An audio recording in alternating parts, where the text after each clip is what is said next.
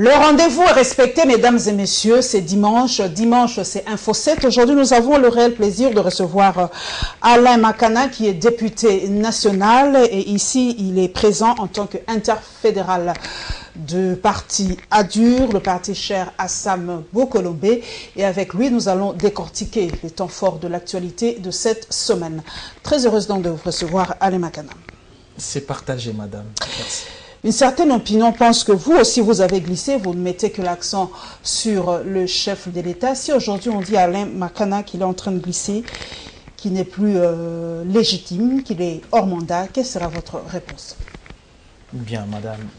Je crois que notre politique est en train de répondre à un grand rendez-vous de notre République. Les glissements n'ont pas été le fort de l'opposition que nous sommes.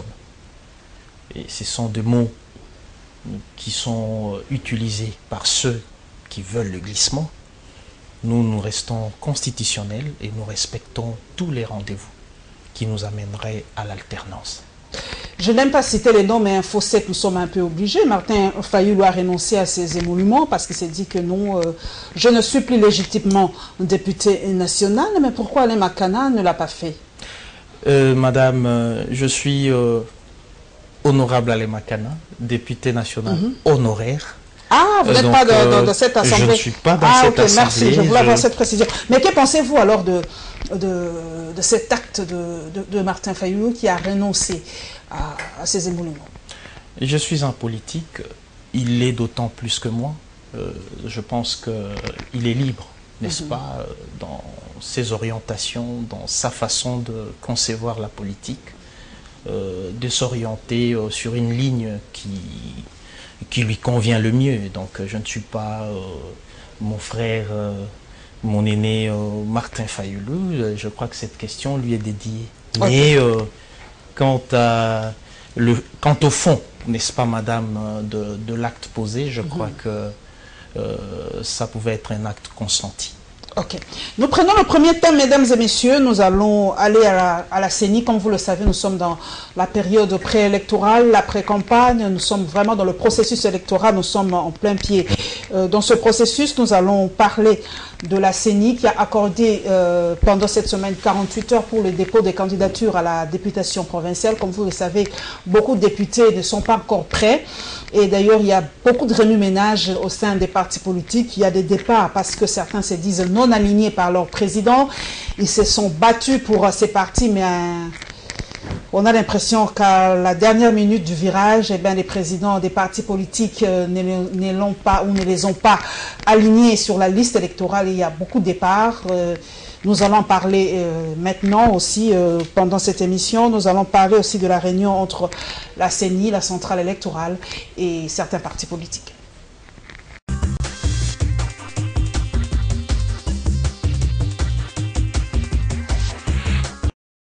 Ce que nous retenons, c'est que depuis le dimanche 8 dernier, nous avons clôturé le BRTC. Les facilitations qui ont été organisées par-ci, par-là, pour permettre aux acteurs politiques de déposer leur candidature étaient basées sur le principe de la non-violation de la loi électorale, mais aussi d'aucun prolongement en ce qui concerne le calendrier électoral. Ce jeudi, ça sera la fin, le jeudi prochain, donc dans 2 jours, c'est la fin de la réception des dépôts et des candidatures. Le vendredi, tous les originaux de preuves de paiement doivent nous parvenir au niveau des bureaux de réception et traitement des candidatures. Le même vendredi va consacrer la fin de la période légale, du délai légal relatif à l'ajout, retrait et substitution. Dès ce temps, nous allons entrer à notre traitement interne pour permettre à ce que le mardi 17 prochain, nous publions la liste provisoire des candidats à l'élection provinciale.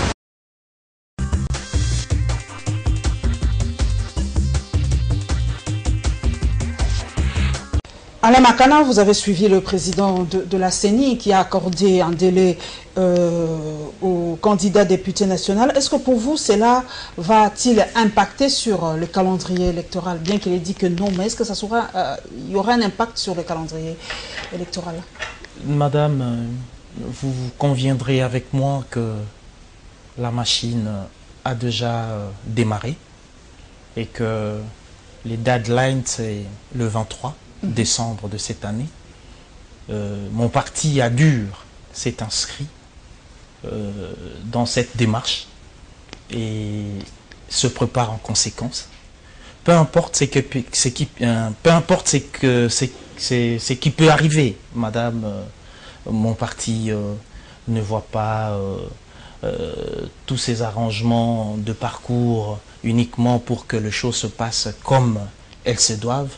Nous, le cap, c'est que les élections se tiennent. ADUR est déjà prêt avec les candidats à la députation provinciale? Tout est OK chez vous? Bien sûr, madame. Vous savez, l'autorité morale de mon parti, le professeur Sambou Colombe, est au four et au moulin, je dirais au grenier, à la fontaine, uniquement pour mettre les choses en ordre. Et là, je vous dis, au moment où nous parlons, ADUR a placé ses candidats partout où il a estimé qu'il peut se faire représenter. Donc, nous sommes membres justement de l'AMK.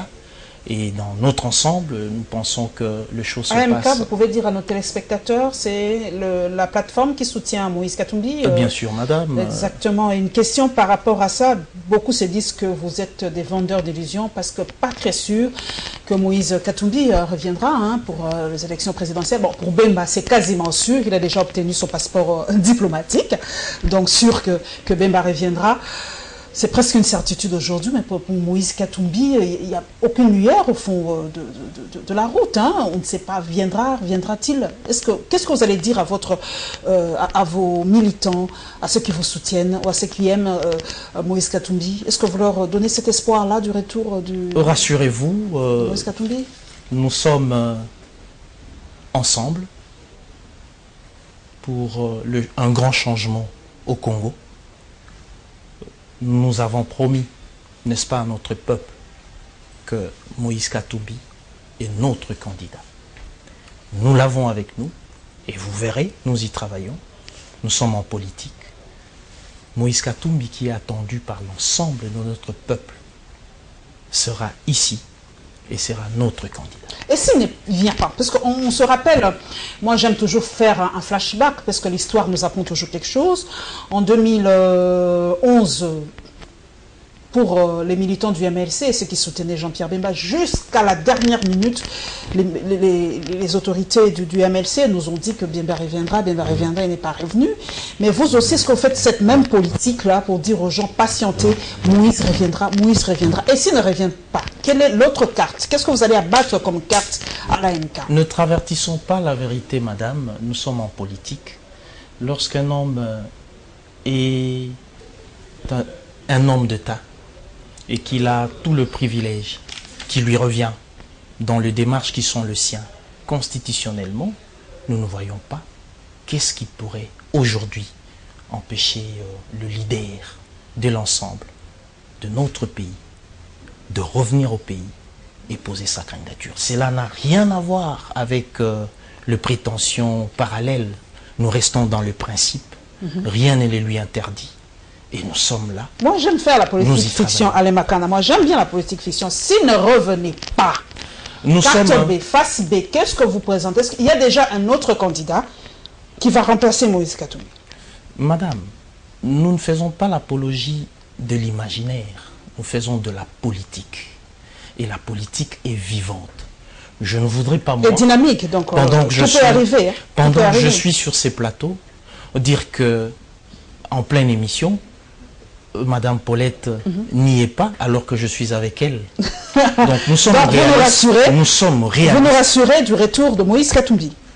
Nous ne rassurons même pas. Nous disons qu'il sera là. Parce que rassurer,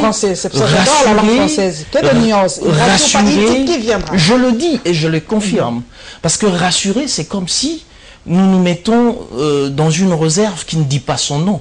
Mais dans l'ensemble de notre plateforme, je parle de AMK, je parle de l'ensemble, Nous l'avons annoncé et attendez, nous rassurons en même temps, parce qu'au même moment, je ne rentre pas dans cette philosophie, au même moment, je dis à la population que le peuple attend Moïse Katumbi et sa plateforme y travaille, et qu'il soit sûr et certain, puisqu'ils attendent, le prochain président de la République sera bien là. J'ai publié sur les réseaux sociaux, parce que nous sommes interactifs aussi, hein, nous publions dans les réseaux sociaux, il y a probabilité déjà beaucoup de candidats au sein de l'opposition. Vous êtes de l'opposition, 4 ou 5 noms ressortent déjà dans l'opposition. Il y a Jean-Pierre Bemba, il y a Moïse Katumbi, il y a Félix Tshisekedi, il y a Vital Kamerhe, les 4 noms qui ressortent. Et la population vous dit, il y a un internaute qui m'a dit de vous poser carrément la question, possible qu'il y ait un seul candidat pour la présidence au sein de l'opposition, pour maximiser vos chances pour cette alternance. Avec 4 à 5 candidats, est-ce qu'on n'allait pas fragiliser votre électorat par rapport à la majorité présidentielle qui ne présentera peut-être, je crois, qu'un seul candidat? On attend toujours le dauphin pour la majorité présidentielle. Nous sommes une opposition responsable et nous n'appliquons pas de l'échancrure dans les contours d'un arbre. Nous irons aux élections unis, rassurez-vous. Avec un seul candidat? Nous irons aux élections unis, madame. Nous irons aux élections unis. Des fois, j'aime le français facile. Hein. Avec un seul candidat? Madame... Quand vous dites uni, ça veut dire quoi? C'est un seul candidat ou uni? Ne faites pas les entourloupes. Je vous pose une question directe. Avec un seul candidat? Vous savez, dans la logique qui est la vôtre, et d'après les tons que vous prenez, c'est comme si vous voulez nous faire le lit de la Kabylie en pensant à la destruction de l'opposition. Ainsi donc, je vous dis, sans embâche, madame, que nous irons aux élections unis. L'opposition y travaille. L'opposition y travaille pour aller unis. Donc, chers internautes, unis, je ne sais pas si c'est un seul candidat. Nous allons voir d'ici là, parce que d'ici là, la campagne pour les élections vont débuter. Donc nous restons toujours dans ce même dossier des élections. Nous allons avoir la réaction d'Elie Sesanga par rapport au processus électoral et le constat par rapport à la fermeture des BRTC, surtout précisément dans la province du Kwilu. Rassis, plus de détails.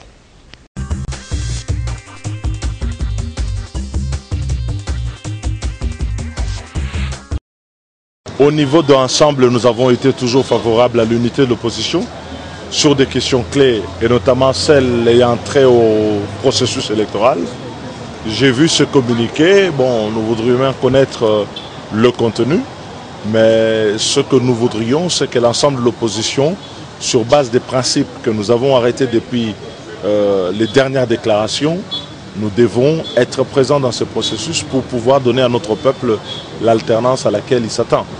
Donc nous sommes bien entendu preneurs du moment que tout cela s'inscrit dans le cadre de 2 dernières déclarations que nous avons faites ensemble au niveau de l'opposition. Je vous rappelle que nous nous sommes mis d'accord pour être contre une 3e candidature de Joseph Kabila à l'élection présidentielle. Nous ne serons jamais d'accord. 2e élément, nous sommes contre la machine à voter. Et 3èmement, nous voulons un processus qui soit apaisé avec les mesures de décrispation qui permettent à tous les acteurs politiques de prendre part à ce processus électoral. Ici, nous sommes dans la province de Kwilu, plus précisément à Massimanimba.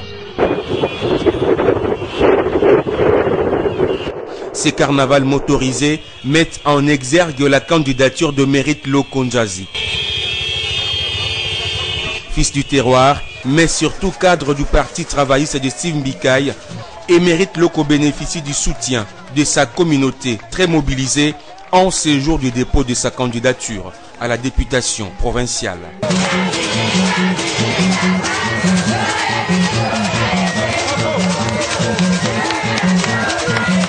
Candidat de l'espoir pour la jeunesse, déterminé mais aussi engagé à lui apporter à la prochaine assemblée provinciale de Kwilu comme son représentant. Yo kaka tozaka na ye. Tolingi kaka ngamana biso. Ok liboso. Tolingi akomi na mabele na ye na kati ya territoire na ye yango wana to beteli maboko makasi akende liboso. Balobi na masiba ya lisusu te kaka mairie akangi nyonso boya tela ba polo na milo to kozwa te tozana bilamba yango. C'est l'unique candidature du jour dont le dépôt a connu un engouement et un appui de la communauté dont le membre invite Sim Mbikai à boire son petit lait.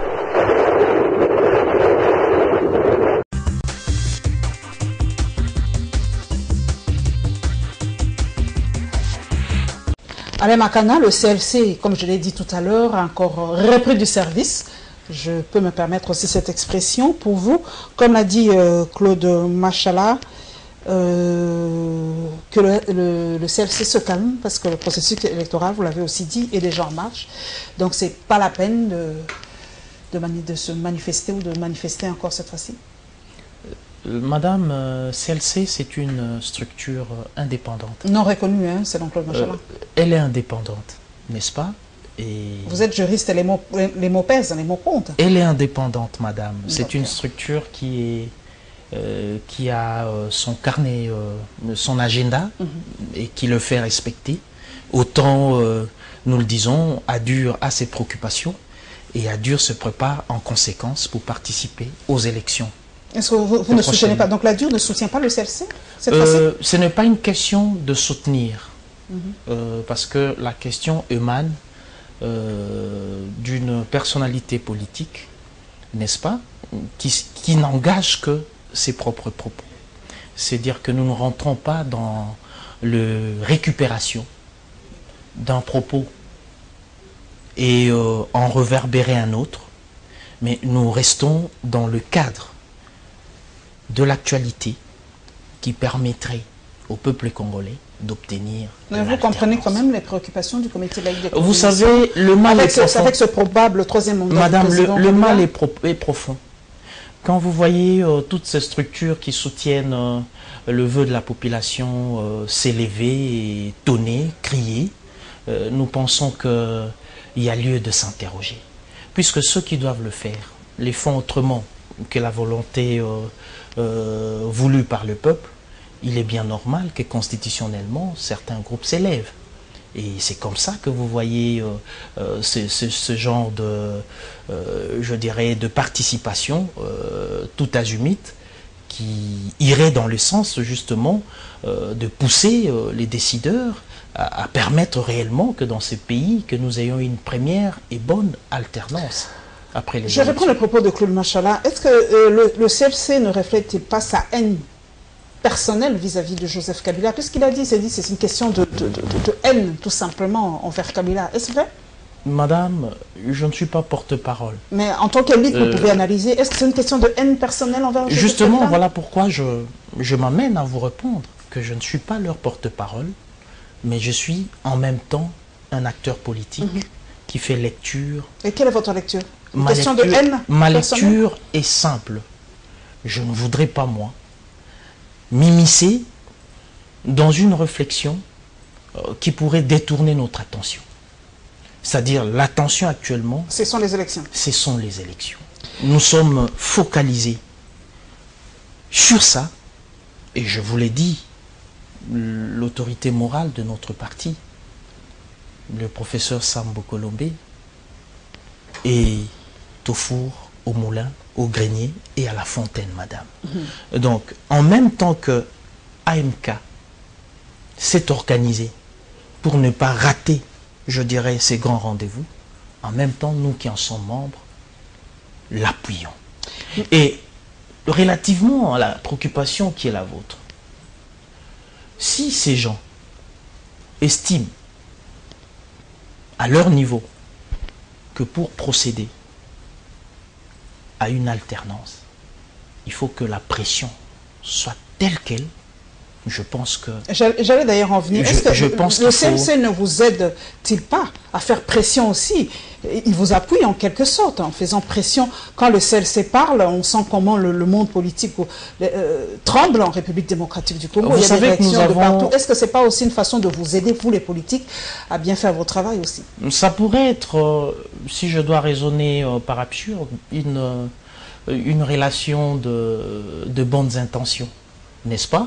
Puisque nous militons pour la même cause, eh ben, la démarche qui n'est pas nôtre, mais qui est sienne, qui pourrait en même temps permettre à ce que nous obtenions la décrispation politique dans notre pays, cette démarche qui permettrait qu'aujourd'hui nous n'ayons pas une machine à voter, ces machins que vous avez cités tout à l'heure, une démarche qui pousserait le raisonnement du décideur congolais à voir pas autre chose que le bonheur de ces pays. Nous pensons qu'une telle démarche n'est pas la malvenue, madame. Le processus électoral est déjà en marche, vous l'avez dit et redit. Est-ce que le CLC n'en fait pas peut-être un peu trop aussi? Parce que vous dites, vous, votre regard est focalisé sur les élections, sur le processus électoral. Est-ce que le CLC n'en fait pas un peu trop aussi à ce moment précis? Est-ce que le CLC ne devait-il pas se taire aussi? Peut-être pour permettre à ce qu'il y ait vraiment une accalmie aussi. Parce qu'en parlant ainsi, ça suscite des passions, des tensions et beaucoup d'autres choses. Madame, ma réflexion serait simple à ces propos. Si CLC vous intéresse tant dans le démarche qu'il développe, il serait bon pour que nous en ayons une idée, vous comme moi, et tous ceux qui s'interrogent, que vous les invitiez, madame. Ils vous donneront une lecture pure, qui ne serait peut-être pas politique, même si la finalité demande à ce que le politicien puisse faire de notre pays. Puisque c'est vous qui tenez, en fait, pays. Le CLC peut bien, comme vous le dites, avoir des intentions pures et tout ça, mais à la fin, ce sont les politiques qui tiennent les rênes du pouvoir dans notre pays. Donc, au final, c'est vous, les politiques, qui faites marcher ce pays. Alors moi, je vous repose... Oui, vous me rejoignez, justement. Exactement. Vous me rejoignez dans la démarche qui est la nôtre. Est-ce que vous ne pouvez pas, vous, en tant que politique, demander au comité laïque de coordination de surseoir un peu à ces positions pour dire que non, le processus électoral est déjà en marche, nous vous avons compris, ne mettez pas la population dans la rue, regardez un peu, et focalisons-nous plutôt sur le processus électoral. Ces processus concernent tout le monde, madame. Ce n'est pas seulement une question de politique. Tout à l'heure, je le dis, nous devons essayer de recadrer les choses. Puisque tout est à l'envers, nous venons pour que toutes les choses soient remises à l'endroit. Et notre démarche n'est pas simplement salutaire. Déjà, je vous dirai que tel que nous nous préparons, nous ne venons pas uniquement pour participer aux élections, mais pour le gagner. Donc, même la démarche de celle-ci, c'est pour que l'alternance qui viendra soit une vraie alternance qui permettrait au peuple congolais de souffler. Pas de poche de guerre par-ci par-là, pas des intimidations par-ci par-là, pas cette manière de vouloir gérer sans les autres. C'est-à-dire que le pays appartient à tout le monde, aux Congolais, et puisque nous y sommes, nous y vivons, tous nos intérêts sont ici défendus, madame. Je ne vois pas, moi, pourquoi serais-je contre une démarche qui va nous permettre, en termes de pression, d'avoir tout ce qui nous revient de droit. Parce que dans tout ça, il faut que nous mettions au centre la Constitution. Nous restons toujours dans le processus électoral, mais par rapport au mandat du chef de l'État, comme vous le savez, beaucoup de choses se disent sur ce probable troisième mandat du chef de l'État. Il est juriste et j'aimerais bien avoir aussi ses précisions sur ce côté-là. Déjà, c'est tombé au Cameroun, ça a été comme un coup près et ça n'a étonné personne. Le président Paul Biya, vous le savez, veut se représenter. Il a déjà plus de 80 ans, mais il tient encore à être candidat ou président du Cameroun. Donc, en Afrique centrale, ça n'étonne plus personne. Il ne reste plus que la République démocratique du Congo. Donc, nous attendons cela avec impatience. Kabila se présentera ou se présentera-t-il pas? C'est la grande question aujourd'hui pendant ce processus électoral. Donc nous allons avoir les réactions des gens par rapport à cela.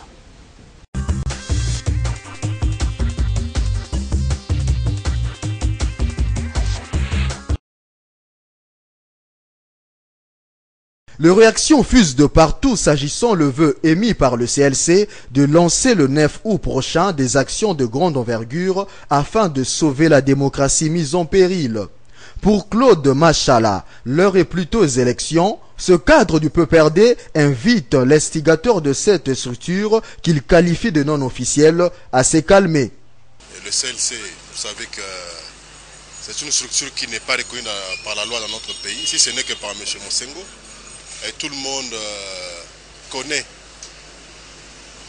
la haine, combien noire et aiguë que ce dernier a vis-à-vis de la personne physique de Joseph Kabila Kabange. Je crois que les CLC sachent que la RDC est un État laïque. Et que autant il y a des laïcs catholiques, autant il y a aussi des catholiques kabylistes. Donc, que Mosengo et sa bande se calment, qu'ils gardent leur souffle. Nous avons aussi le droit de choisir. Quant au manque d'engouement constaté au bureau de réception et traitement de candidatures, Claude Machala renvoie plutôt la balle à l'opposition et fustige le comportement de celle-ci à vouloir demander une énième prolongation. La caution pour être candidat député provincial, c'est 1 million de francs. Et ils vont continuer à embêter Corneille Nangaa jusque quand? Hier, ils étaient encore chez Corneille Nangaa pour une prolongation. Là, moi, je viens de retirer tous les récépissés, les candidats PPRD pour la circonscription de la Funa. On vient de là et il n'y a presque personne. Qu'on arrête de tromper notre population. Le problème ici, c'est quoi? C'est la peur des élections. Tous ces individus-là, des limités, des je ne sais où là, ils n'ont rien. Claude Machala a par ailleurs émis le souhait de voir Joseph Kabila à la tête de la RDC dans les années à venir.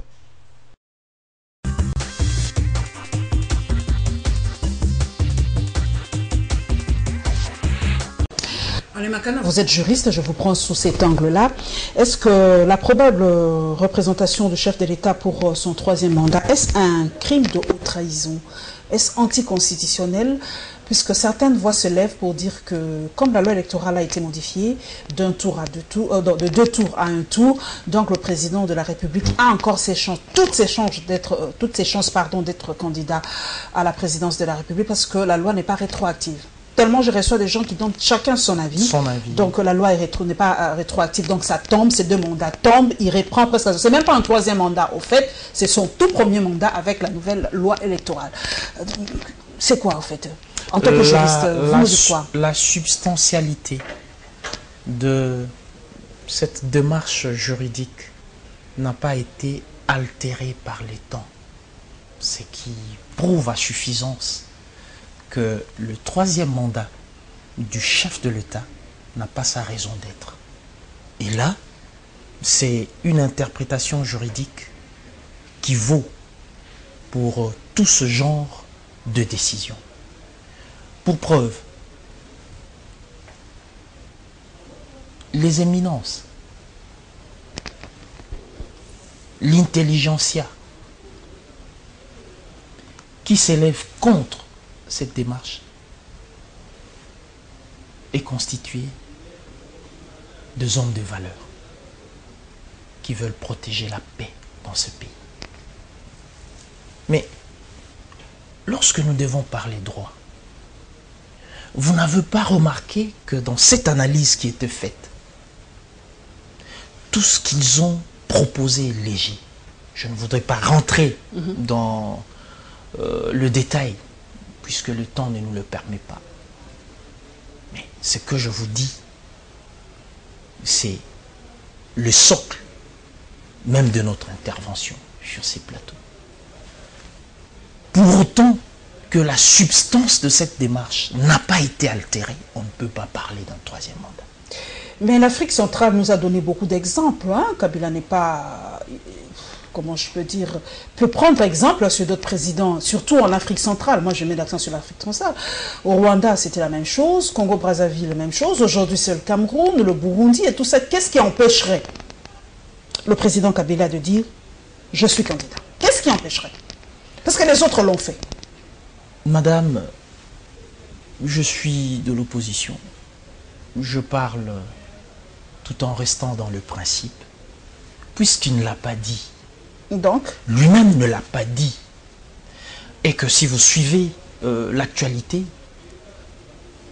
mais ça ne se cache plus. Certains de ces lieutenants disent.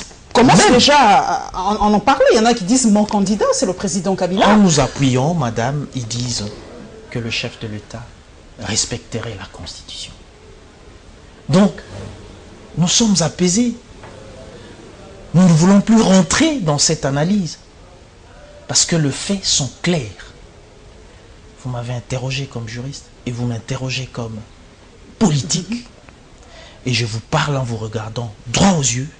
Je vous dis, madame, que lui-même ne l'a pas dit. Comme il ne l'a pas dit, c'est vrai qu'il ne l'a pas dit. C'est vrai que vous n'aimez pas aussi la politique fiction, mais l'Afrique nous apprend beaucoup de choses. En RDC, beaucoup de choses peuvent se faire. Si le président Kabila se représenterait... Je reviens. Évitons des impostures, madame. Ça veut dire nous sommes un État responsable. Le temps que nous avons passé à gesticuler politiquement et à tergiverser ne doit pas constituer pour nous une prestidigitation, madame. Nous sommes responsables que la sagesse de nombre d'années que nous avons depuis l'indépendance agisse. Nous avons été un cas d'école à une certaine période. Elle était avec difficile. le 1+4. Vous vous en rendez compte. Unique dans le monde. Cela nous a permis de gérer une grande partie de difficultés que nous avons connues dans ce pays. Mais nous ne l'avons pas très bien géré, sinon nous ne serons pas dans la situation actuelle. Puisque vous en parlez, madame. Si Kabila se représenterait, quelle sera la décision ou la position de l'adieu? Parce qu'il y a déjà certains membres de l'opposition qui disent si le président Kabila ose se représenter, il boycotte les élections. Et d'ailleurs, vous l'avez suivi avec moi, depuis quelques heures, le chef de l'État a restructuré l'armée. Vous avez suivi avec moi à la chaîne mère certaines nominations au sein de l'armée congolaise, et certains disent déjà, je suis d'ailleurs les propos du président de l'UDA, je l'ai suivi personnellement, je l'ai lu sur sa page Facebook, ils disent déjà c'est un signal fort pour nous dire que nous, Kabila, n'a peur de personne, Kabila peut se représenter, c'est déjà un signal fort pour vous dire que j'y reste, mon armée est là pour me soutenir. Est-ce que c'est aussi la position de l'adieu par rapport à ces nominations au sein de l'armée, cette restructuration au sein de l'armée? C'est un signal fort pour vous aussi? Pour autant que nous restons constitutionnels, nous affirmons haut et fort que le troisième mandat, dans la configuration juridique de notre condition, ne permet pas à un chef d'État, pendant cette période, de briguer un troisième mandat. Autre chose, madame, vous l'avez si bien dit. Je pense que si nous parlons en homme responsable, en parti responsable, en regroupement responsable. Lorsque quelqu'un doit prendre son avion à 1 minute du voyage, il vous demande de défaire sa valise, quelle serait votre lecture? Et qu'on lui prépare son lit. Tu voyages peu, en fait, en quelque sorte. C'est comme ça que je vous ai dit que ce sont des impostures. Ça met très mal à l'aise. Parce que tout le monde s'affiche pour le died lie. Puisque ça vous met mal à l'aise, vous qui analysez comme nous. Mais madame, c'est la lecture que vous faites par rapport aux nominations au sein de l'armée, ou le retour de certains généraux au sein de l'armée, c'est cette lecture que vous faites? Vous savez, madame, le retour de certains qui ont des dossiers avec la communauté internationale. Vous allez vous rendre compte que je suis resté dans le principe depuis le début jusqu'à maintenant, que nous graissons notre mission. Je suis resté dans le principe. Et nous, notre directeur dans la conduite, ce sont nos lois, la Constitution. Et puisque nous sommes engagés, je le dis, nous sommes prêts, non seulement pour participer, mais pour gagner les élections et permettre une alternance dans ces pays. J'y reviens. J'ai l'impression que vous fouillez mes questions à l'Emakana. J'ai vraiment l'impression. Moi, j'aime qu'on me réponde froidement et franchement. Madame, quelle est votre lecture de ces nominations? Parce qu'il y a eu des retours des généraux Guinéens qui ont des problèmes. Moi, j'aimerais avoir votre lecture ou de la durée. Qu'est-ce que vous pensez de ces rénominations au sein de la... Ça ne présage pas... Je ne peux pas citer les noms, mais tout le monde sait de qui il s'agit. Ça ne présage pas... Ça ne présage rien de bon. Une décrispation. Une décrispation. Voilà, je votre réponse. C'est plus clair. N'est-ce pas, madame? Et pour Adur, ce sont des impostures. Nous communiquons en français, madame. Ok. Nous avons saisi le message. Donc, le président Kabila, selon l'Adur, qui est dans les principes, n'a pas le droit de se représenter pour un troisième mandat. Et j'y reviens, comme nous sommes encore là. Si ça se faisait, boycotterez-vous les élections? Madame, les élections, que nous en ayons aujourd'hui, que nous en ayons demain, nous finirons par les élections. Parce que l'alternative, l'alternance que nous recherchons n'a pas une autre voie que les élections dans notre pays. Boycotter les élections, en termes de quoi?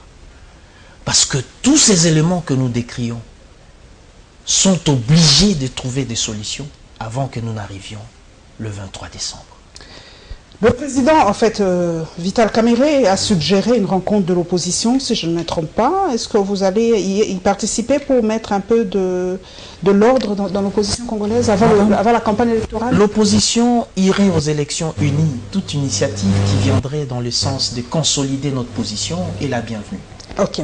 Nous allons maintenant dans les partis politiques. Nous allons parler de l'ouverture du congrès du MLC. Vous le savez, hein, c'était d'ailleurs plus un scoop que Jean-Pierre Bemba est le candidat du MLC pour la présidence de la République. Comme je l'ai dit d'ailleurs, son passeport est déjà prêt. Il peut d'ici là revenir dans sa terre natale en République démocratique du Congo, ce qui n'est pas le cas de Moïse Katumbi. On a donné les raisons. Et la démission du secrétaire général de l'ADN, le parti de Sivava. Donc Jean-Jeff Mwanza a décliné l'offre et il est allé se présenter sous le label du NOJEC.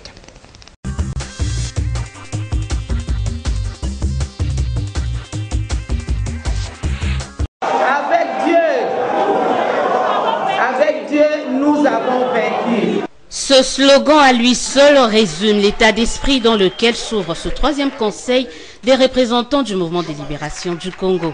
Et pourtant, au regard des invités à cette cérémonie, certains pouvaient percevoir une volonté du parti du chairman à ratisser large. Mais c'était sans compter sur la secrétaire générale du MLC qui, d'entrée de jeu, va lancer des piques à l'endroit des détracteurs de son parti et de son président national.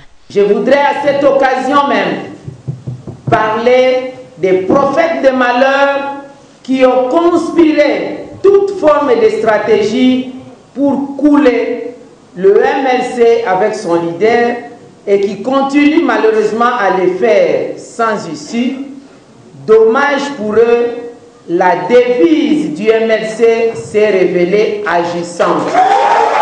Juste après, F. Bazaïba va rappeler le contexte dans lequel se déroule ce congrès avant de marteler sur les résultats attendus.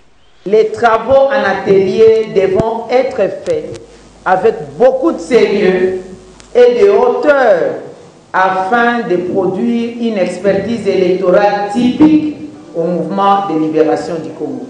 Dans son tableau peint sur la situation socio-politico-économique du pays, celle que l'on surnomme la Dame de Fer ne va pas faire de cadeau à la majorité au pouvoir sous le regard impassible de ses représentants. Le pacte républicain a été rompu au point de violer intentionnellement la Constitution sans vergogne. Le mode de conservation et de conquête du pouvoir a été dénaturé par le régime en place. Pour changer cet état de choses, le MLC se donne comme objectif de gagner les élections à tous les niveaux, mais réaffirme sa détermination à travailler pour un candidat commun de l'opposition à la prochaine présidentielle. C'est en principe ce vendredi que vont se clôturer les travaux de ce troisième congrès du MLC. Les camarades, vous resterez assis pendant que les invités... C'est avec un cœur abattu que je quitte l'ADN, mon parti politique pour lequel je me suis battu. Demandez aux amis s'ils sont honnêtes, ils vous diront que l'idée de la création de l'ADEN est sortie d'abord de moi. Et l'idée a été mûrie par la première vice-présidente de l'ADEN, Cecilia Boussano. Nous étions deux personnes qui avons initié le parti. Et les autres nous ont suivis. Et aujourd'hui, l'ADEN existe légalement et aussi sur le terrain. L'ADEN a un siège que beaucoup de partis que vous connaissez n'ont pas. Moi, je pensais que nous pouvons faire route ensemble en adhérant dans un regroupement politique. Comme les amis, le président et son directeur de cabinet étaient en train de faire des démarches pour AMK et que ça n'a pas abouti, je pense que je peux aussi les convaincre pour qu'on aille à la NOJEC. Mais puisqu'ils ont refusé, ils ont trouvé que la NOJEC ne permet pas que la vision soit la même et que moi je pense que la NOJEC défend aussi ou combat pour le mouvement de la classe politique. Je pense que c'est le même combat. Qu'à cela ne tienne, je suis obligé de m'en aller. Quelles sont les chances que j'aurai en étant seul devant des listes d'autres partis qui ont aligné plus de candidats que moi? Alors, vaut mieux ne pas me présenter alors. Alors si je vais me présenter, je dois me présenter pour gagner. Et pour gagner, je pense que je dois appartenir à une liste électorale. Et parmi tant d'autres, la conclusion a fait que je sois sur la liste NOJEC et je l'assume.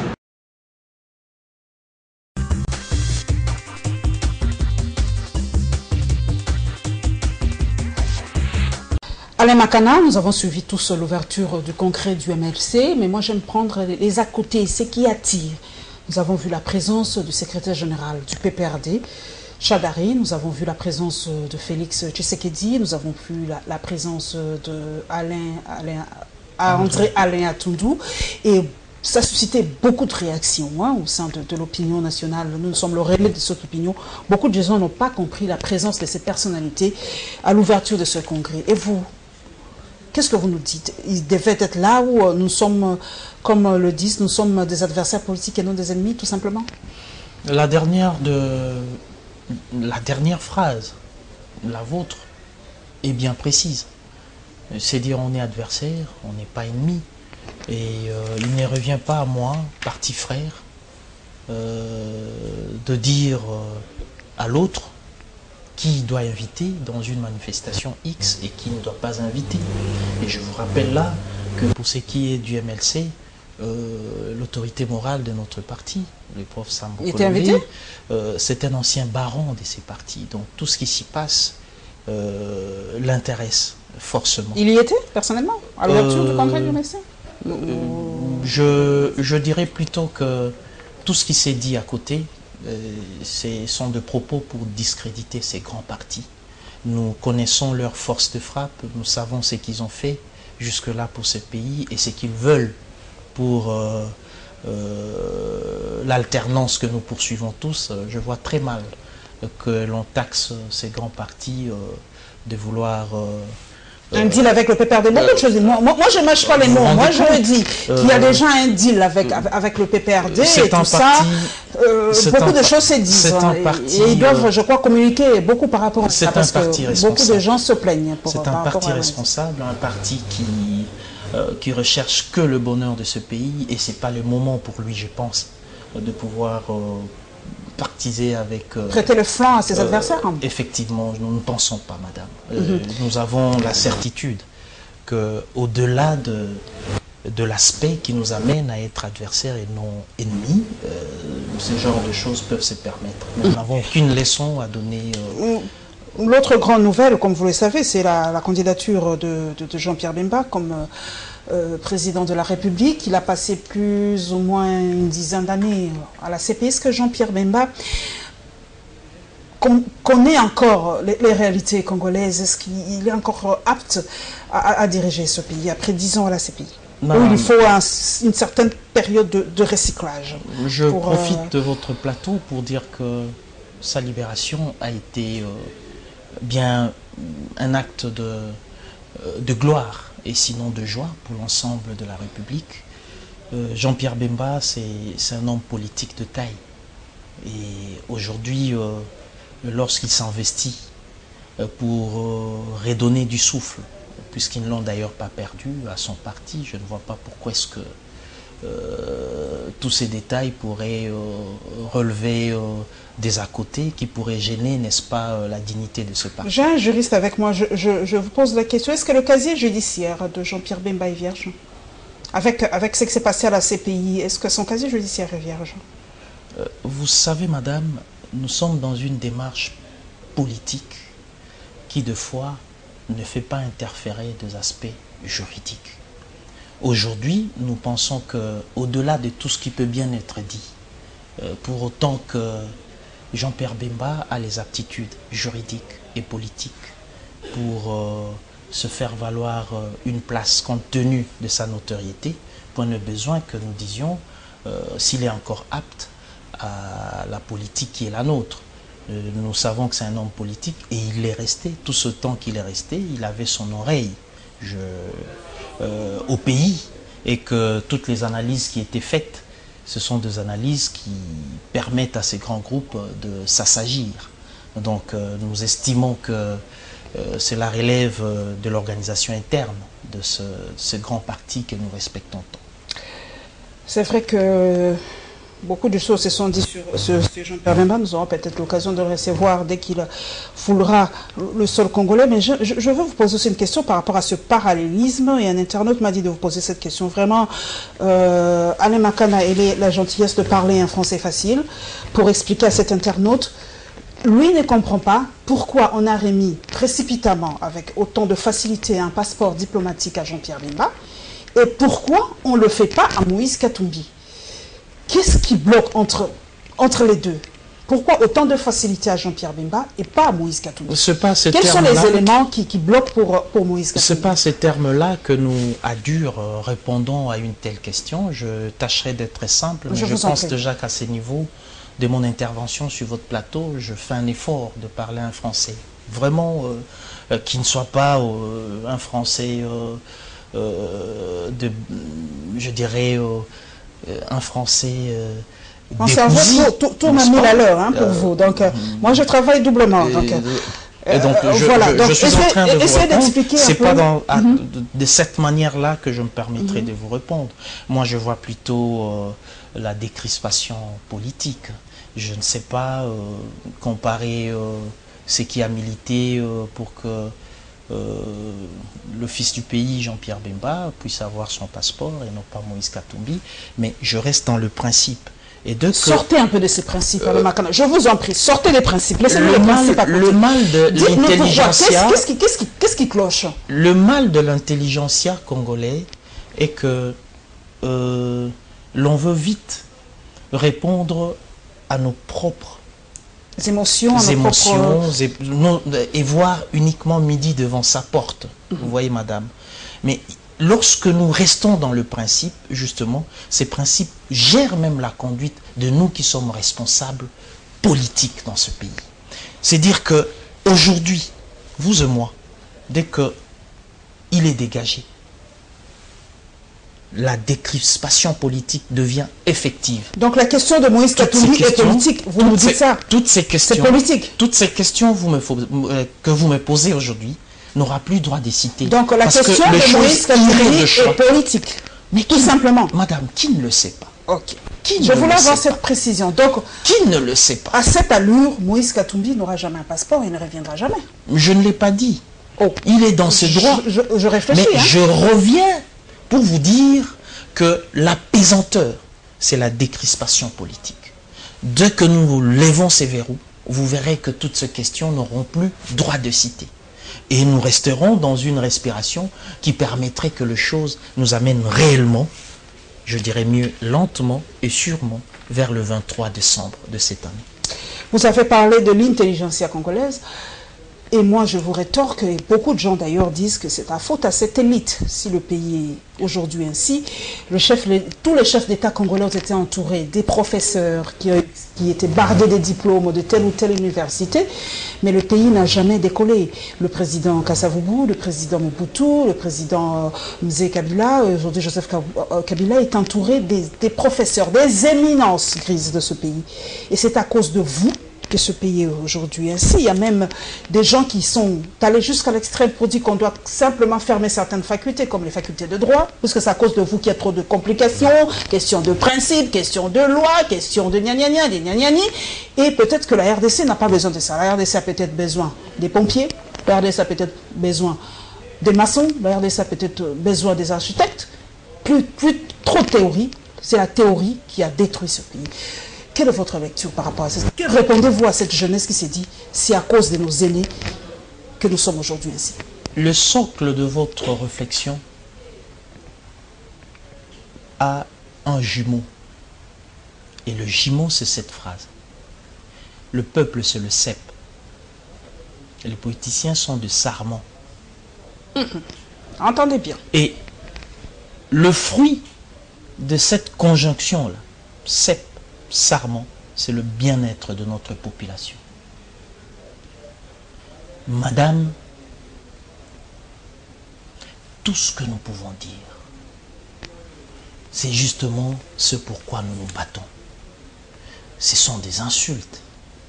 Lorsqu'un peuple ne reconnaît plus son intelligentsia et la qualifie de tous les mots qui déplaisent.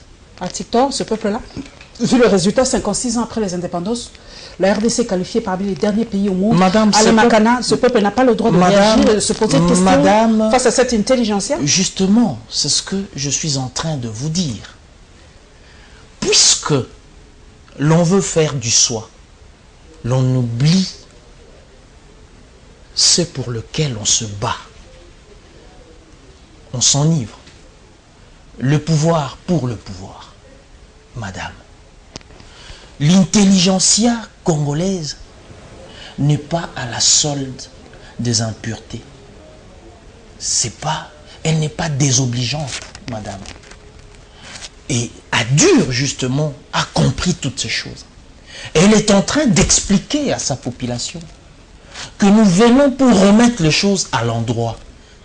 Justement, c'est pour que nous cernions politiquement tout ce qui nous est reproché et le remettre à l'endroit qu'il faut. C'est-à-dire c'est corriger. Le mal que nous vivons aujourd'hui dans notre politique au pays, madame, part de là. Les gens n'aiment pas le principe. Nous avons un socle, la Constitution. Que nous n'avons pas voulu respecter. Que nombre ne respectent pas.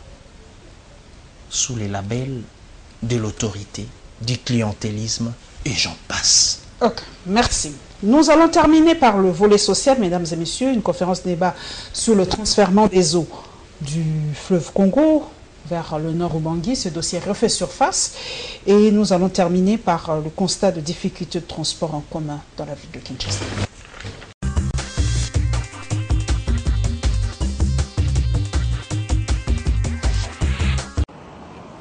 Pour mieux vivre dans la société, il faut tenir compte de l'économie, les sociales, l'écologie et le développement durable.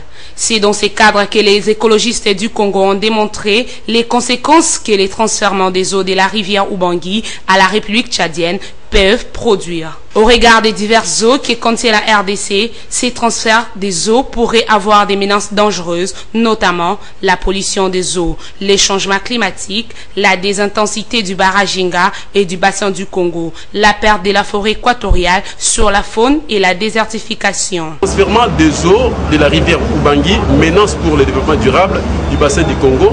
Effectivement, en conclusion, nous disons ce transfèrement ne va pas profiter au peuple congolais du fait que la biodiversité sera touchée, notamment la faune, la flore et même l'intensité en électricité sera fortement dérangée. Du fait, vous voyez même le débit du fleuve qui est de 50 000 m3 par seconde va décroître.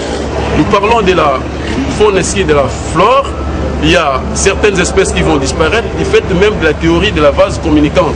À cet effet, Papi Ngopania, secrétaire de la EcoVert, remercie les gouvernements pour sa position affichée lors des assises sur ces projets. Nous profitons pour remercier le ministre des Affaires étrangères qui a pris part au début de certaines assises qui sont liées à Brazzaville. De ce fait, il a refusé de signer les conclusions de ces assises. Là, nous sommes nous les soutenons par rapport à cette position. La question des transferts des eaux de la rivière Ubangi vers les lacs Tchad doit prendre en compte le maintien de la biodiversité du fleuve Congo et de ses affluents, soutient la Ecovert. Les arrêts des bus ont été bondés de monde ce mercredi. La situation date du lundi 9 juillet 2018. À la base, la rareté de moyens de transport en commun occasionnée par les débuts de contrôle effectués par des agents de la police nationale congolaise. Une situation que déplore Sekinois. Mais c'est plutôt les mesures d'accompagnement qui posent problème. Parce que nous sommes dans une ville où le transport en commun n'est pas bien réglementé. À partir du moment qu'on ne sait pas bien suivre les décisions, c'est nous, les clients, qui en pâtissent. Parce que là, on est là depuis plus de 30 minutes. Il n'y a pas un véhicule qui nous prend pour nous amener vers le rond-point Victoire. Mais ndé ba komi ko kangela ngo sikoyo ndé e komo pesa biso population passe. Donc transport au zaboté minare au ça ba 1 heure du temps et transport zoyate mais bozé belé soyé moko bozo wele lango donc netinga lobby. Ngala soka. Voilà on voit transport na ina kota be koto bazoya bazo na ça écoute pasuki donc ça n'a pas si. Peut-être na ba me ko lembisa. Pour expliquer bon l'autre ticket nous peut-être attends une semaine deuxième semaine bongo to plaisir au kanga bino mais bon ba sali bongo te ko kanga na et ça penza bien te nazar mina regret ya kolobaki opération zo sali masiko ya transport ko kanga ba véhicule y compris pour bâtir la peinture terre na bâtir autocollant à hôtel de ville et ça côté mosusu na gouvernement a ça maintenant pour réglementer domaine à transport mais du côté ya ba chauffeur à paix na du côté ba ministère ba ça ba policier bah ça qu'on exagéré. Du fait que et comme le cas à Chida, donc disons un marché pour les policiers. Chaque fois, bah tout quand on tout, bah on continue sur la couleur était, bah on continue sur la carte rose était, bah on continue sur bah vignette et comme ça on contrôle nyoso. Na mutana na ordre, bah on crée embouteillage. Signalons que l'hôtel des villes de Kinshasa avait pourtant annoncé les débuts de contrôle de taxis et taxibus. Fort malheureusement, les détenteurs de ce transport en commun ne se sont pas conformés aux dispositions prises par l'autorité urbaine.